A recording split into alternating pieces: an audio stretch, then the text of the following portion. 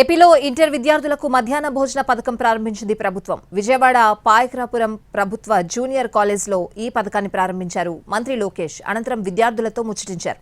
మధ్యాహ్న భోజన పథకం కోసం 27.39 కోట్లు ఖర్చు చేయనుంది ప్రభుత్వం. ఇక వచ్చే విద్యా సంవత్సరం 85.84 కోట్లు ఖర్చు చేయనుంది.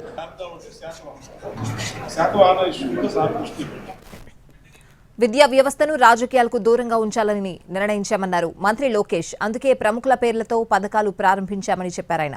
వైసీపీ హయాంలో ఏ కార్యక్రమం జరిగినా విద్యార్థులు వెళ్లేవారన్నారు. విద్యార్థులు పాఠశాలల్లోనే ఉండాలన్నారు మంత్రి లోకేష్.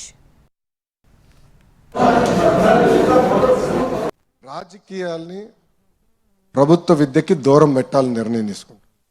మీరు చూశారు, ఎక్కడ కానీ మా ఫోటోలు లేవు,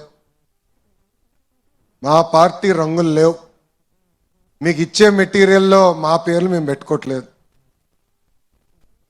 ఎవరిని చూసి మనం సమాజానికి సేవ చేయాలి, ఎవరిని చూసి మనం మంచి పనులు చేయాలో వాళ్ళ పేర్లు పెట్టాం. డాక్టర్ సర్వేపల్లి రాధాకృష్ణన్ గారి పేరుతో స్కూల్ కిట్స్ అందజేశాం. డొక్క సీతమ్మ గారి పేరుతో ఈరోజు మధ్యాహ్న భోజనం పథకం అందజేస్తున్నాం. అంతేకాదు, గతంలో ప్రభుత్వం కార్యక్రమం చేస్తే ముందల పట్టుకెళ్ళేది మన పిల్లల్ని. ముఖ్యమంత్రి గారి ప్రోగ్రాం వస్తే మనం వెళ్ళాలి, మంత్రి గారి ప్రోగ్రాం వస్తే మనం వెళ్ళాలి. నేను ఆదేశాలు జారీ చేశా, మన పిల్లలు ఎక్కడికి వెళ్ళరు, ఓన్లీ చదువుతారని. ఏ ప్రోగ్రాంకి వెళ్ళేదానికి లేదు. ఇంకో పక్కన ప్రభుత్వ పాఠశాలలో కానివ్వండి, జూనియర్ కళాశాలలో కానివ్వండి, ఎక్సెప్ట్ జాబ్ మేళాస్ ఇంకెలాంటి కార్యక్రమాలు కూడా జరిగేదానికి లేదని మేము నిర్ణయం తీసుకున్నాం.